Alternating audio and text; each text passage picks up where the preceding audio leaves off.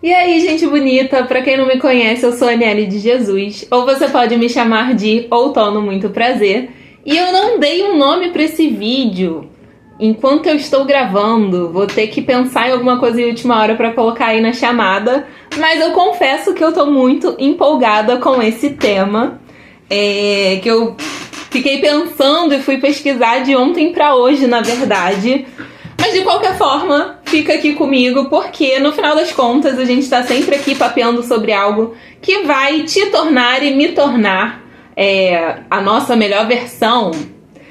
Então, vou começar falando da onde surgiu esse vídeo, essa ideia de vídeo, né? Esse questionamento de coisas que já aconteceram antes de ontem, mas que ontem aconteceu tudo que acontece para ser o disparador dos vídeos que eu gravo aqui, que é depois de ter terminado o acontecimento, pensamentos, sempre vem o quê? A pergunta, a curiosidade, o porquê de estar sentindo o que eu senti, ou de estar pensando o que eu pensei, enfim, é sempre a partir deste disparador do porquê. E aí começar a vasculhar, pensar, buscar, pesquisar, estudar sobre o tema, né? Enfim, e aí esse tema de hoje, ele surgiu ontem, a partir de eu tava almoçando com um amigo e aí a gente tava na faculdade. E enquanto a gente tava almoçando, passaram 3 pessoas por nós, né? Sendo que uma eu fiquei pensando assim a respeito, e quando tava voltando pra casa, eu fiquei me fazendo essa pergunta. Um tava vendendo alguma coisa, o outro ele passou tava recolhendo latinha, essas coisas, né? E a outra pessoa, ela parou pra pedir dinheiro, não lembro, dinheiro ou coisa pra comer, enfim. E aí a gente sabe que isso é uma coisa que acontece com uma certa frequência, né? E se você é ser humano, mero mortal como eu, em alguns momentos você já ajudou, em alguns momentos você não se sentiu confortável pra ajudar. Alguma dessas pessoas, inclusive, dependendo de onde você mora, uma pessoa é conhecida no sentido de que sempre tá, é um morador de rua, ou enfim, que sempre tá ali pedindo, no mesmo lugar pedindo. E aí, dependendo do lugar que você mora, enfim, você sabe que muitas das vezes essas pessoas, algumas pessoas específicas, elas pedem, que não pede pra ajuda de fato, mas pede, enfim, pra usar drogas ou, enfim, alimentar um vício. E é claro que não adianta, sempre vai ter isso. Para algumas pessoas você vai se sentir impulsionado a ajudar, e para outras pessoas você não vai se sentir impulsionado a ajudar. Mas você há de concordar comigo, e aí a não sei que você seja essa outra pessoa que logo eu falo, mas você se incomoda de alguma forma. E eu não tô dizendo que você se incomoda com a pessoa. Às vezes também acontece de você se incomodar com a presença da pessoa, né? Dependendo de quem é essa pessoa que tá pedindo. Mas te gera um desconforto. Essa situação, né, de ter alguém pedindo, geralmente pessoas em condições de rua, de necessidade, isso te gera um desconforto. Eu duvido que eu esteja sozinha nesse rolê. E, cara, isso é muito louco, porque independente, se você tiver com um grupo de amigos, se você estiver sozinho, independente, sempre gera um desconforto ali, um estranhamento com aquela situação. E aí me veio a pergunta voltando para casa. Por quê? Por que essa sensação? Por quê? E claro que eu fui recorrer à ciência, à neurociência, à psicologia, porque a ciência responde as coisas e hoje a gente tem muito mais facilidade de ter acesso a estudos, pesquisas, enfim, que fale sobre isso. E aí eu comecei a surtar, assim, com as coisas que eu fui descobrindo E eu vou tentar ser rápida nesse vídeo, mas eu não sei se conseguirei, sabe? Então, mas fica aqui comigo. Como, Aniele, isso vai me ajudar a me tornar a minha melhor versão? Fica comigo até o final que você vai descobrir.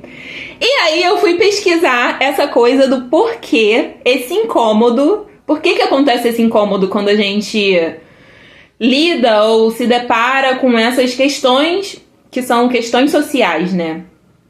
E, enfim, aí eu escrevi coisas aqui que eu falei, cara, é muito isso. E a gente vai trabalhando aqui em tópicos pra gente tentar se entender com essa temática que me saltou aos olhos. E aí a primeira coisa que apareceu pra mim foi... E aí, gente, é sempre voltado pra essa área da psicologia, né? Psicologia e neurociência, porque eu fui buscada de 2 fontes. E aqui eu acredito que mais relacionado à psicologia... apareceram 4 coisas pra mim, que é esse desconforto, ele aparece por causa de um senso de responsabilidade social, né? As pessoas se sentem moralmente obrigadas a fazer algo por quem está com dificuldade. E aí quando você dá uma negativa, porque a gente não ajuda, cara, a gente não ajuda todo mundo que para, que pede, enfim...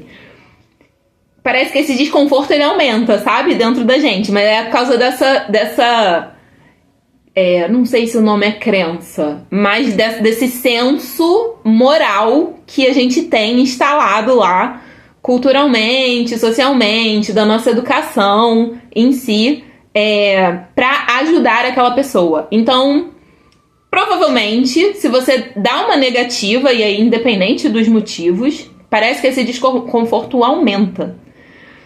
A segunda coisa que apareceu foi culpa e dissonância cognitiva. Eu acho que eu coloquei aqui o que seria essa dissonância cognitiva, né? A culpa por estar indo contra valores como solidariedade ou generosidade.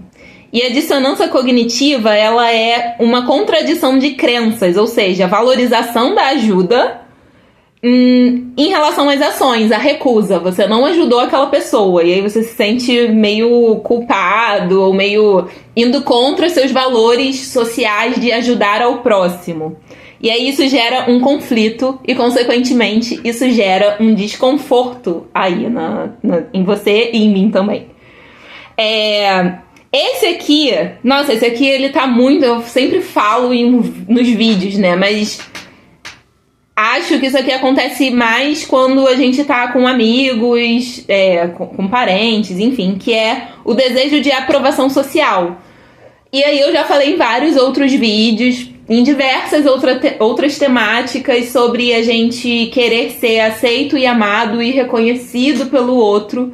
E muitas das vezes a gente se comporta... muito mais voltado para isso do que para o que de fato nós realmente faríamos, né? Mas isso aqui, gente, é super normal, né? Então, esse desejo de aprovação social. Então, quando você recusa uma ajuda, mas você tá num seu ambiente de amigos, assim, é provável que essa culpa ou esse desconforto, ele fique maior do que ficaria se você estivesse sozinho nessa ocasião. E aí, o último que apareceu pra mim foi desconforto com a vulnerabilidade alheia, né? Que é a questão de pobreza ou exclusão social, que a gente, de fato, preferiria evitar e não ter que lidar com isso, né? Porque isso não deveria estar no mundo, né? Mas, enfim, isso é uma outra questão para um outro vídeo.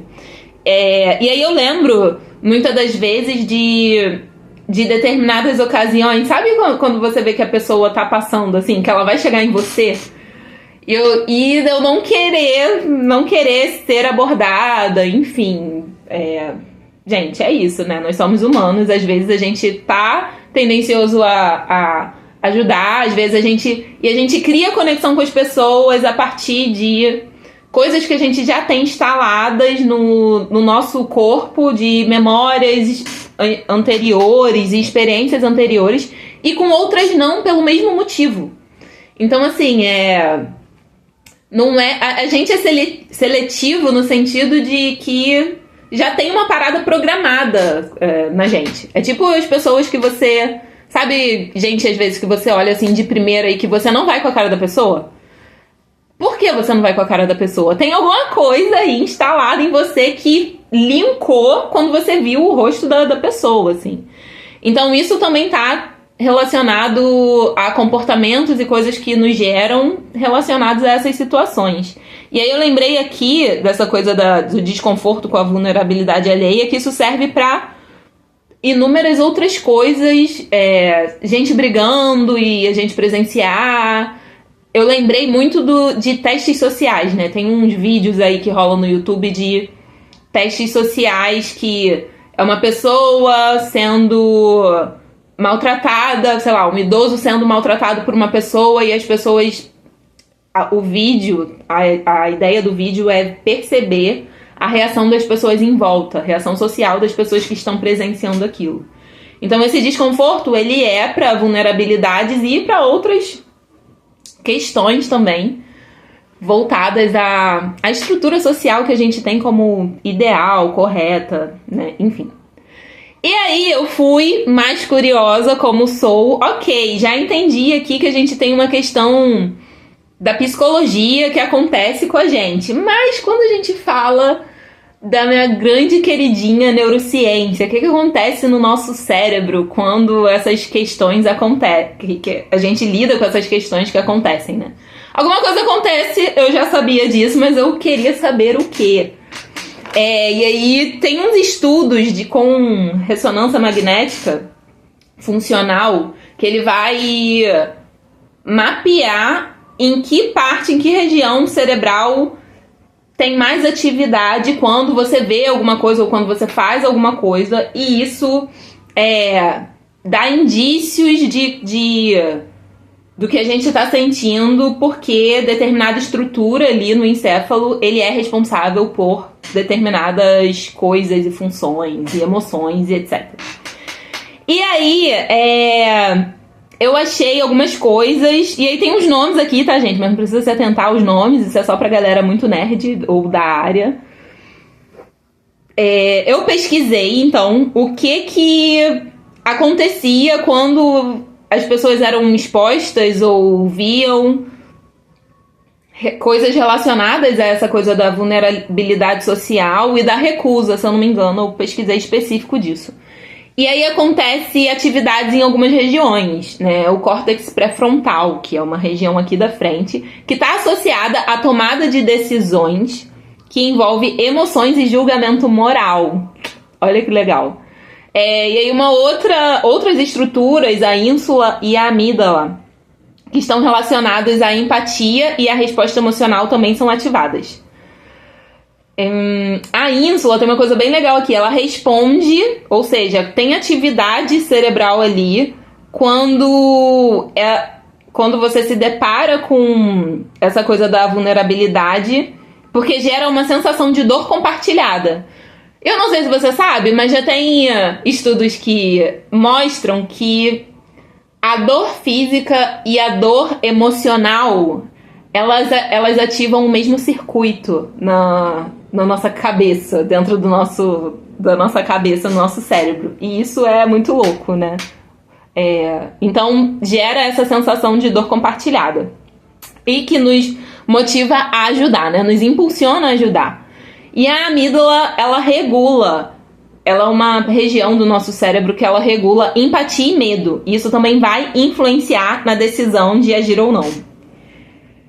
E aqui, abrindo um parênteses, eu sempre comento assim com os meus amigos, com as pessoas próximas, que é uma coisa que eu aprendi estudando, que essa coisa de achar que racional tá numa caixinha e emocional tá em outra, ela não existe.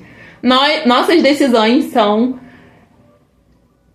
100%, vou ser ousada aqui, mas é isso, não tá desvinculado. Então, todas as nossas tomadas de decisão, as nossas reações, elas são emocionais. E aí a racionalidade, na verdade, ela apenas justifica aquela decisão que a gente tomou, aquilo que a gente fez, baseado numa decisão e num comportamento que é emocional. Então essas coisas não estão desvinculadas. E aqui mostra um pouco isso, né? E aí tem uma outra estrutura que apareceu, que é o córtex cingulado anterior, que ativa durante a dissonância cognitiva. Lembra daquela coisa do conflito interno por causa de crenças e afins? Ativa por causa disso, né? De agir contra as nossas crenças ou valores, e ela é ativada para processar um conflito interno que pode levar à sensação de culpa. E aí, beleza, o que eu tenho aqui pra dizer em relação a essas paradas aqui da recusa e do desconforto? Que se você sente desconforto, é porque você se importa. E que bom, porque se não te incomodasse em nada, alguma coisa ia ter de errado com você. Que bom que te incomoda, que te gera desconforto, né? Beleza, mas aí eu não quis ficar nisso, lógico, né? E eu pensei comigo, com os meus botões. Se isso acontece quando a gente não ajuda, o que acontece quando a gente ajuda? E isso, assim, eu já tinha lido alguns livros, eu não vou lembrar quais foram os livros que eu li, que falava sobre isso, que eu não lembro qual o nome dos livros, mas que nos livros vinham vários estudos, assim, que mostrava os benefícios do você ajudar. Não era esse nome usado, né? Mas de você ajudar pessoas. Então, você fazer boas ações para outras pessoas, sem esperar nada em troca. Nesse livro, apontava coisas positivas que aconteciam na gente. E eu fui por esse caminho de novo para entender o que acontece. Eu sabia que acontecia um monte de coisa, né? Mas eu queria o quê? Concreto aqui para trazer para vocês. E sim, existem diversas respostas fisiológicas e neurológicas acontecendo no nosso corpo quando a gente ajuda as pessoas. E aqui eu não tô dizendo ajude todas as pessoas que passar por você, enfim, não é sobre isso. Mas lá no final do vídeo eu acho que eu vou dar um gancho de você ajudar, né? Ajudar independente de se for pessoas que passa por você na rua, ou existem diversas outras formas de se ajudar, né, as pessoas. E aí, beleza, né? O que eu achei aqui nessa minha busca? Alguns estudos de neurociência e psicologia, elas indicam que atos de altruísmo geram benefícios para a saúde física e emocional. Começando pela liberação de hormônios. Então, quando a gente ajuda as pessoas, 2 hormônios que você aí já deve ter ouvido falar com certeza. A ocitocina é liberada, aumenta a liberação de ocitocina no corpo. É uma ocitocina relacionada a amor e a conexão social. Tem muitas... eu tô falando aqui o que importa nesse vídeo, né? Não é só isso, mas é muito conhecido por isso também. E a endorfina, que ela é um hormônio associado ao prazer e ao alívio de dores, inclusive. Quando a endorfina aumenta no seu corpo, você tem uma sensação de alívio de dor. Olha que louco. E esses hormônios são disparados quando você ajuda alguém. Gente, o corpo é incrível. Desculpa, estou encantada aqui enquanto gravo o vídeo. E tem uma ativação no sistema de recompensa também, né? Que está associado a prazer e satisfação. E aí, enfim, tem uns nomes aqui de estruturas cerebrais que são ativadas. E, enfim, vou falar só por falar, né? Estriado ventral, córtex pré-frontal, medial. Essas estruturas cerebrais, elas estão associadas a prazer e satisfação. E são efeitos que também são experimentados pela gente quando a gente está comendo, por exemplo, ou socializando com pessoas que a gente ama, que a gente gosta. E existe uma ativação no circuito dopaminérgico. Ou seja, aumenta a liberação de dopamina. Você com certeza já ouviu falar nesse nomezinho também. Que está atrelado à sensação de felicidade e realização. Olha que legal. Enfim, aí umas outras coisas que eu não aprofundei. Na verdade, eu não trouxe nada aqui aprofundado, né? Porque senão ia ficar um vídeo enorme que daria, sei lá, um semestre inteiro de aula, só esse conteúdo. Mas quando você ajuda alguém, também há uma redução de estresse pela redução dos níveis de cortisol. E eu tenho certeza que você também já ouviu falar esse nomezinho aí. Isso promove diminuição no ritmo cardíaco, relaxamento. Então, olha que legal. E aí, consequentemente, isso gera um fortalecimento no sistema imunológico. Porque você diminui o estresse e você aumenta a ocitocina. E isso vai influenciar em como seu corpo se defende. Então, enfim, fazer o bem para outras pessoas melhora a sua saúde, inclusive em você não ter doenças com facilidade, né? Porque o seu sistema imunológico vai estar nas alturas. E aí uma outra coisa que eu pesquisei foi relacionado a os hormônios de ocitocina e endorfina. Eu quis linkar e descobrir como isso influenciava na nossa longevidade, ou seja, no tempo que a gente vai viver, né? Eu sabia que influenciava de alguma forma, mas aí eu fui lá cavucar para entender melhor. E enfim, alguns fatores importantes e básicos só, não vou aprofundar, que quando tem aumento de ocitocina e endorfina com frequência, né? A gente tá falando de frequência, não é ajudar uma pessoa pontualmente e nunca mais ajudar ninguém. Você tá sendo pontual, é tipo atividade física, sabe? Quanto mais você vai fazendo, aquilo vai te dando retorno e influenciando na sua vida de maneira longínqua, assim, na sua vida ad infinito. Enfim, aí o aumento da ocitocina e da endorfina, ela reduz fatores de riscos associados a doenças crônicas, porque ela age como um efeito anti-inflamatório no corpo, no organismo. Gera efeitos cardioprotetores, porque reduz a pressão arterial, promove conexões sociais, e sim, cara, isso aqui eu li no livro, no tal do livro que eu não sei qual é o nome do livro que eu li, que as conexões sociais saudáveis, ela é um forte preditor de longevidade. As pessoas que têm boas relações, elas vivem mais. Olha que coisa incrível. E aí, essa questão de ajudar pessoas, ela cria uma conexão social também, e isso influencia na longevidade da tua vida. Mano, é muita coisa incrível. O corpo humano é genial. O corpo humano é genial. A minha pergunta, acho que pro final desse vídeo é se você tem ajudado pessoas. E eu não tô dizendo dessas pessoas que a gente encontra eventualmente na rua, porque é isso. Vai ter pessoas que você vai ajudar, vai ter pessoas que você não vai se sentir confortável pra ajudar. Seja porque por questão de recurso. Eu tenho uma amiga que ela falou uma vez, nossa, a gente tava conversando uma coisa aleatória, ela falou, eu queria sair com uns R$300 quando eu, sei lá, andasse de metrô só pra ajudar as pessoas. Eu achei engraçado, porque eu achei que ela tava falando de dinheiro, mas por outra coisa, e ela lançou uma dessa.